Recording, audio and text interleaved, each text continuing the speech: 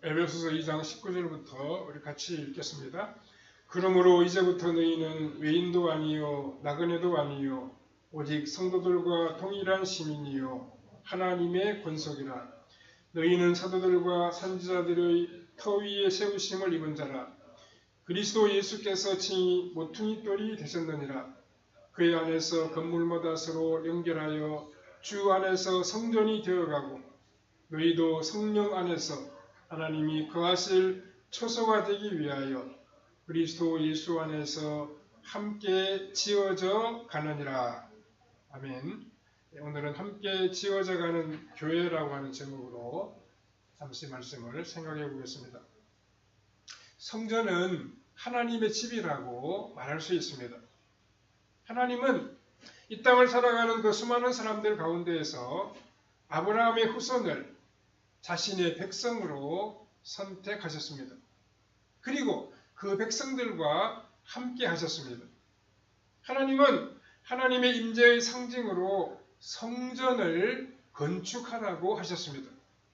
바로 이 성전은 하나님의 영광과 권능의 장소라고 이야기할 수 있습니다. 또한 성전은 거룩하신 하나님께서 죄인들 가운데 와서 거하심으로 우리를 향한 긍휼과 자비, 용서와 구원을 상징하는 그러한 건물이기도 했습니다. 오늘날 유대인들은 옛날 성전의 흔적을 통곡의 벽이라고 말하며 자신들의 아픈 지난 역사를 그 앞에 와서 되새깁니다. 이 통곡의 벽과 그 주변은 유대교의 성지라고 말할 수 있습니다. 성전을 다시 건축해야 한다는 사람들도 있어서 역시 그 지역을 성지로 여기는 이슬람교와 마찰을 일으키기도 합니다. 그렇지만 우리 그리스도인들에게는 예루살렘에 있는 옛 성전이 성지도 아니고 과거의 성전을 다시 세워야 할 아무런 이유도 없습니다. 예수님이 우리에게 가르쳐 주신 것처럼 성전 건물은 그리스도의 몸을 미리 보여주는 그림자에 불과합니다. 실체가 되신 예수님께서 이 땅에 친히 오셨는데 우리가 그림자를 그리워하거나 되새길 필요가 없습니다. 우리 예수님이 이 세상에 오심으로 하나님께서 우리와 함께 거하시는 임마누엘이 실제로 이루어졌습니다. 예수님이 우리 가운데 오심으로 이제 성전은 더 이상 필요하지 않습니다. 그런데 우리가 신약 성경을 보면 성도들이나 교회를 두고 성전이라고 표현하는 부분이 있음을 읽을 수 있습니다. 또 하나님의 집이라고 이야기하기도 합니다. 우리가 이러한 표현을 볼 때마다 참 성전이 되시는 예수님께서 이 세상에 오셨다는 사실을 기억해야 됩니다. 신약 성경이 말씀하고 있는 이 성전은 비유적인 표현입니다. 성경이 사실로 말씀하는 것을 비유로 해석하면 안 되는 것처럼 비유로 말씀하는 것을 실제적인 현실로 받아들여서도 안 됩니다. 예루살렘에 남아있는 성전의 흔적을 볼 때에도 우리는 예수님과 교회를 먼저 생각해야 합니다. 우리가 읽은 오늘의 본문도 비유를 사용하고 있습니다. 교회를 성전인 것처럼 설명하고 있습니다. 교회당 건물을 성전이라고 부르고 있지는 않습니다.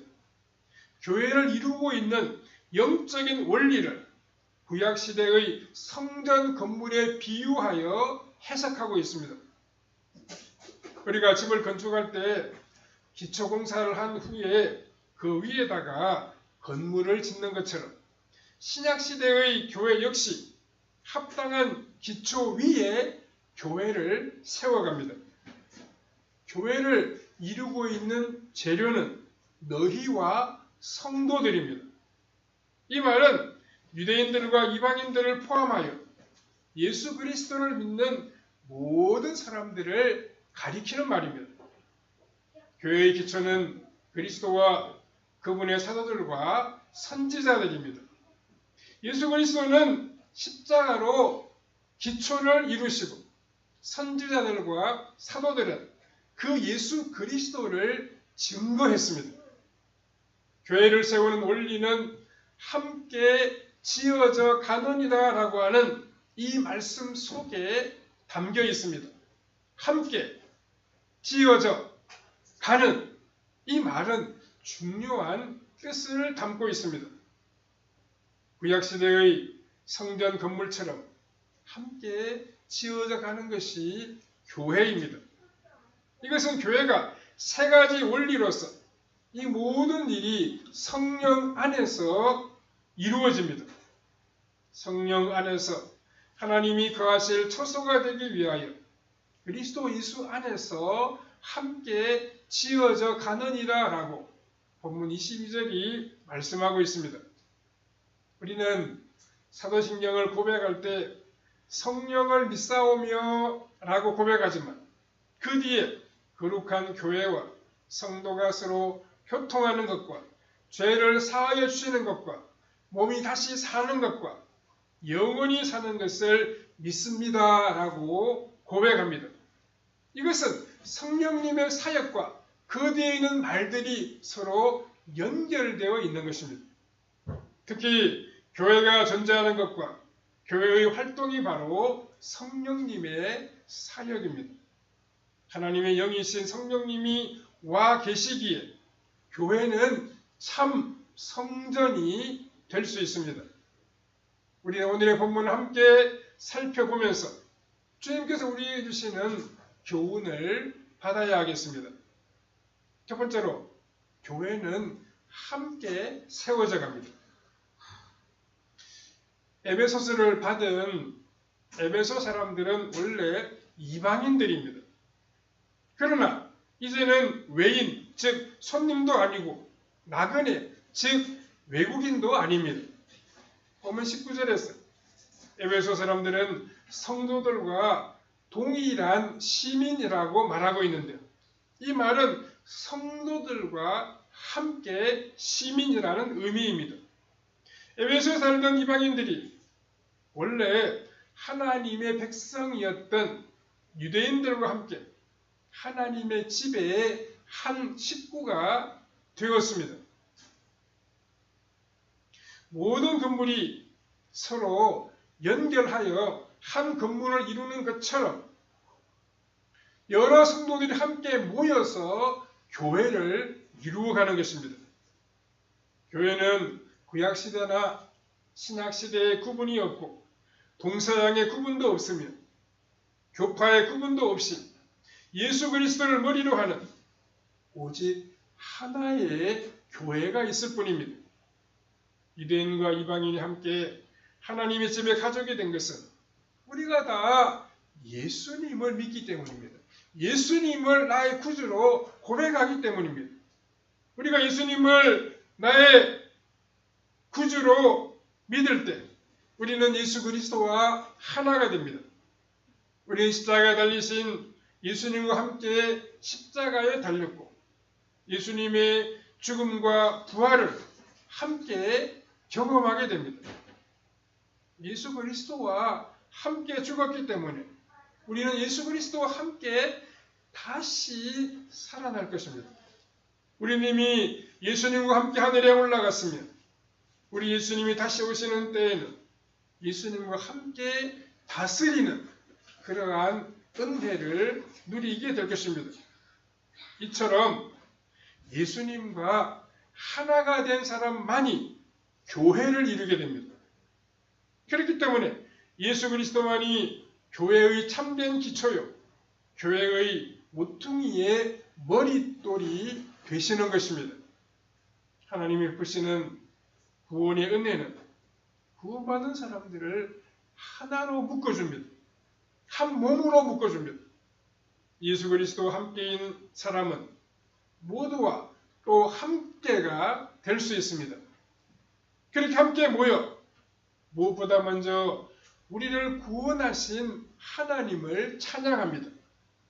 시편 95편 1절에 오라 우리가 여호와께 노래하며 우리의 구원의 반석을 향하여 즐거이 외치자라고 말씀했습니다.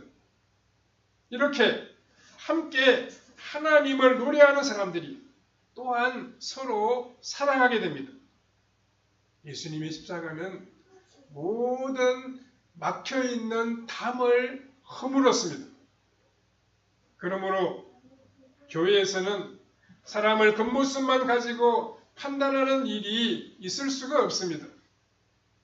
세상에서 고용인과 피고용인이 나누어지고 인종과 성별에 따라 또 재산의 유무에 따라 사람을 차별할 수 있을지는 모르겠지만 교회에서는 그 모든 차별을 뛰어넘어 모든 사람이 함께 하나님의 집의 가족이 됩니다. 우리 교회에서는 차별도 다툼도 있어서는 안 됩니다. 그 사람이 가진 외부적인 조건 때문에 무시를 당하는 그런 일이 생겨나서도 안 됩니다. 우리가 하나가 되는 것은 성령 하나님의 역사입니다. 서로 다른 우리가 하나가 될 수 있는 것은 우리가 모두 한 성령으로 세례를 받았고 한 성령을 마셨기 때문입니다. 성령은 우리를 예수 그리스도와 하나가 되게 하고 다른 사람과 이어주는 연합의 역할을 담당하고 있습니다. 교회는 모두가 함께인 곳이므로 예배, 섬김, 나눔에 있어서 소극적이 되어서는 안 됩니다. 함께 하나님의 말씀을 듣고 함께 예배하고 함께 삶을 나누고 함께 성령님이 주시는 은사를 받아 함께 서로 봉사해야 합니다. 그렇게 함으로 아름답고 복스러운 교회를 이 땅 위에 세워 나가야 합니다. 두 번째로 교회는 지어지는 곳입니다. 교회는 함께 짓는 것이 아니라 함께 지어지는 곳입니다. 교회는 스스로 서 있는 곳이 아니라는 말씀입니다. 하나님이 세우시고 우리는 모두 하나님의 은혜를 받아 함께 세워갑니다. 성령님 안에서 지어지는 교회는 모든 것이 다 은혜요, 모든 것이 다 감사일 뿐입니다. 우리가 함께 하나님의 집으로 지어지지만 집이 세워지기 전에 기초가 먼저 있었습니다. 우리가 이 세상에 태어나기 전에 하나님이 선지자들과 사도들을 통하여 터를 든든하게 다져 놓으셨습니다. 사도들과 선지자들이 다진 터는 바로 예수 그리스도이십니다. 하나님이 약속해 놓으신 구주, 우리에게 영원한 생명과 구원을 주시는 하나님의 아들이 바로 예수 그리스도이십니다. 선지자들이 예언했고 사도들은 전해주는 분이었습니다. 그 하나님의 아들 예수님을 믿어 우리가 교회에 들어왔으니 시작부터 수동태의 인생이요 은혜 받은 삶이었습니다. 기초만 하나님이 다지신 것이 아니었습니다. 그 위에 집을 짓는 것 역시 우리 하나님이 하시는 일입니다. 우리가 믿어 구원을 받았지만 사실은 그 모든 것이 다 하나님의 은혜일 뿐입니다. 에베소서 2장 8절에 너희는 그 은혜에 의하여 믿음으로 말미암아 구원을 받았으니 이것은 너희에게 난 것이 아니요 하나님의 선물이라 라고 말씀하고 있습니다. 예수님을 믿어 우리가 하나님의 자녀가 된 것도 우리의 뜻이 아니라 하나님이 우리에게 주신 선물이라는 말씀입니다. 우리를 다시 태어나게 하신 분도 성령 하나님이십니다. 이 모든 것이 다 하나님의 은혜 때문입니다. 고린도전서 15장 10절에 그러나 내가 하나 된 것은 하나님의 은혜로 된 것이니 내게 주신 그의 은혜가 헛되지 아니하여 내가 모든 사도보다 더 많이 수고하였으나 내가 한 것이 아니요 오직 나와 함께 하신 하나님의 은혜로라. 이렇게 사도 바울이 고백했습니다. 사도 바울만큼 이 세상에 와서 예수님과 복음 때문에 고생하고 수고한 사람이 또 어디에 있겠습니까? 그런데 사도 바울은 자신의 모든 것이 다 하나님의 은혜라고 고백했습니다.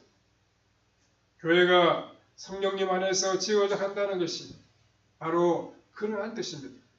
수동태의 인생, 곧 은혜로 말미암아 은혜를 입은 자들의 무리가 바로 교회를 다니는 성도들이라고 말할 수 있습니다. 교회는 함께 지어져 가는 곳입니다. 내가 하는 것이 아니라 하나님이 하시는 것입니다. 내가 하는 것이라고 하면 교회가 세상과 다를 바가 없습니다. 돈 많은 사람이 교회에 와서 돈 자랑을 하게 될 것이고 많이 배운 사람은 교회에 와서 자신의 지식과 학벌을 자랑하게 될 것입니다. 그렇게 되면 자연히 교회 안에서도 차별이 생겨날 수밖에 없습니다. 그렇게 된다고 하면 그런 곳은 교회가 아닙니다. 세상의 사교단체와 다를 바가 없게 됩니다. 교회는 내가 세우는 것이 아닙니다. 교회는 지어지는 곳, 능동태가 아닌 수동태의 인생들이 모인 장소입니다. 세상 권력이 아무리 많아도 하나님이 맡기신 것임을 알기에 오히려 조심하는 사람이 교회에 오게 됩니다. 돈, 지식, 그런 것이 아무리 많다고 해도 온 세상의 주인이신 하나님 앞에 오늘도 겸손하게 무릎 꿇는 그런 사람들이 교회로 나오게 되는 것입니다. 사람들 앞에서 아무리 잘난 것이 많다고 하더라도 하나님 앞에만 나오면 더러운 것이 다 드러나고 하나님이 용서해 주지 아니하시면 죄의 문제를 해결할 수 없음을 알고 오늘도 떨며 머리를 조아리는 사람들만이 함께 모여 지어져 가는 것이 우리 교회인 것입니다. 세 번째로 교회는 함께 지어져 갑니다. 지금 이 순간도 또 지어지고 있는 것이 교회라고 말할 수 있습니다. 교회는 아직 완성되지 아니했습니다. 창세 이후 지금까지 교회는 아직도 공사 중입니다. 솔로몬 성전은 7년 만에 다 지어져서 하나님께 바쳐졌습니다. 로마의 성 베드로 성당은 100년도 더 걸렸다고 하는데 결국 건물이 완공되었습니다. 하지만 하나님이 직접 지으시는 교회는 아직도 완공이 되지 못했습니다. 공사가 마무리되지를 못했습니다. 하나님이 솔로몬만큼 지혜가 없어서도 아니고 하나님이 로마 교황만큼 돈이 없어서도 아닙니다. 하나님의 집인 교회가 아직도 공사 중인 이유는 하나님의 자비와 긍휼이 무궁하시기 때문입니다.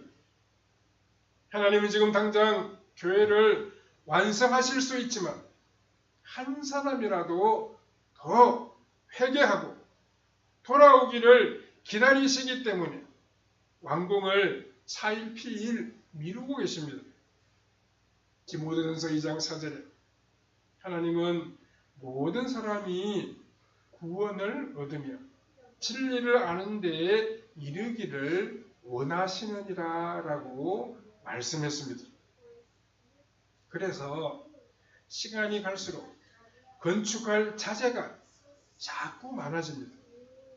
우리처럼 갈 바를 알지 못해 방황하는 재료도 제 자리를 찾을 때까지 하나님은 여전히 기다려 주십니다. 이 공사가 언제까지 이어지겠습니까? 그 정확한 시간은 알 수 없지만 하나님의 사랑의 크기만큼 계속될 것입니다. 완성이 안 되었으니 늘 어색해 보이기도 합니다. 교인들끼리 서로 다투는 때도 없지 않아 있습니다. 여러 가지 부끄러운 일이 교회 안에서 일어나기도 합니다. 하지만 완성이 안 되었기 때문에 아직도 희망이 있습니다. 변화의 가능성, 발전의 희망이 남아 있습니다. 이방인이었던 우리가 구원을 얻게 된 것도 하나님께서 공사를 늦추셨기 때문입니다. 그러므로 교회에 왜 이렇게 문제가 많으냐라고 원망하거나 불평을 늘어놓아서는 안 됩니다. 도리어 긍휼이 풍성하신 우리 하나님을 찬양해야 합니다. 우리가 왜 교회에 나옵니까? 죄가 많아서 나옵니다. 지은 죄가 많아서 주님 앞에 나옵니다. 왜 교회에 우리가 이렇게 시간을 들이고 물질을 드리게 됩니까? 오달하는 것이 많아서 그렇습니다. 허물이 많고 때로는 실수하기도 하고 다른 사람들에게 상처를 입히기도 합니다.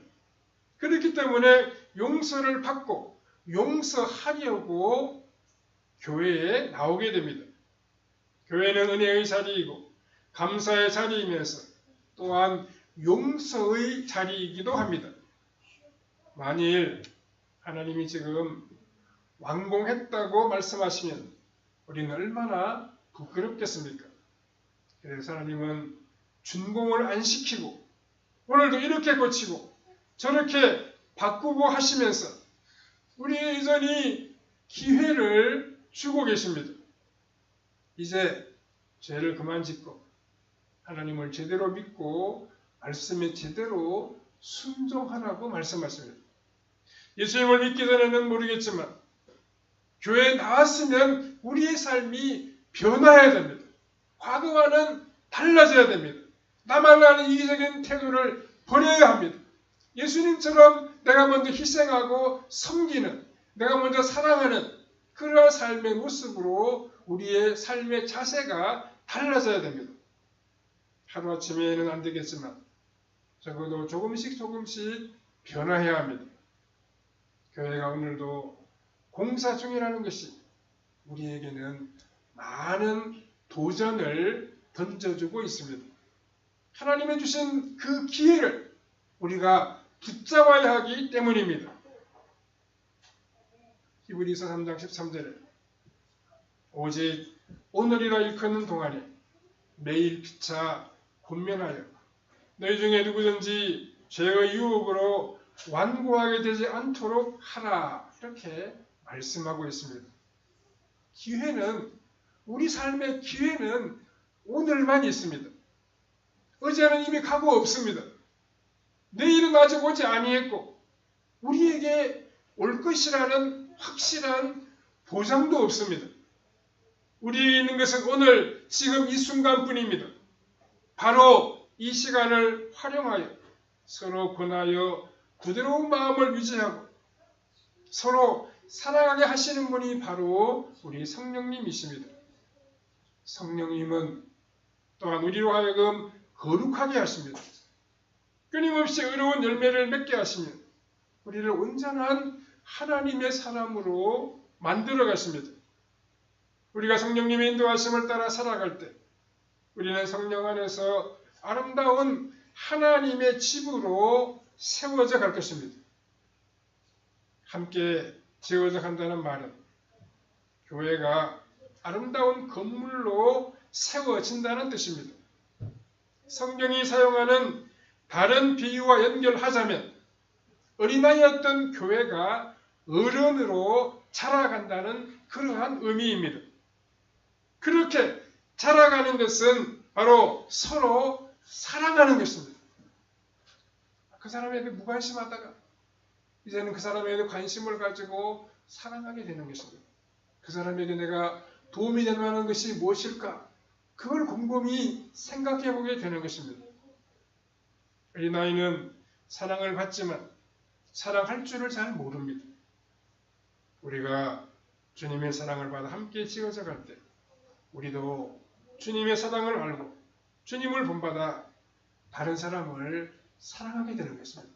다른 사람을 향한 우리의 눈이 열리게 되는 것입니다. 어떻게 하면 내가 저 사람들을 도와줄 수 있을까? 저 사람이 어떻게 하면 내가 힘이 될 수 있을까? 이런 것을 생각하게 되는 것입니다. 그것이 바로 주님을 닮아가는 교회의 구성원이 된 우리의 삶의 모습이어야 하는 것입니다. 그것이 바로 예수님을 닮아가고 예수님을 따라가는 그리스도인의 참다운 모습인 것입니다.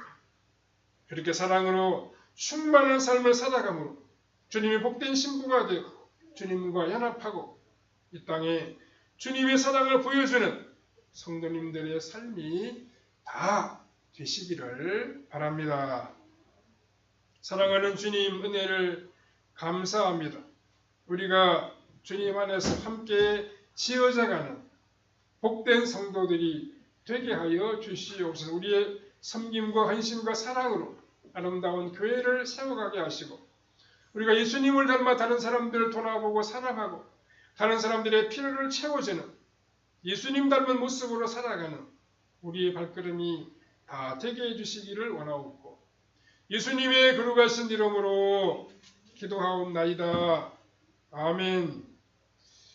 찬송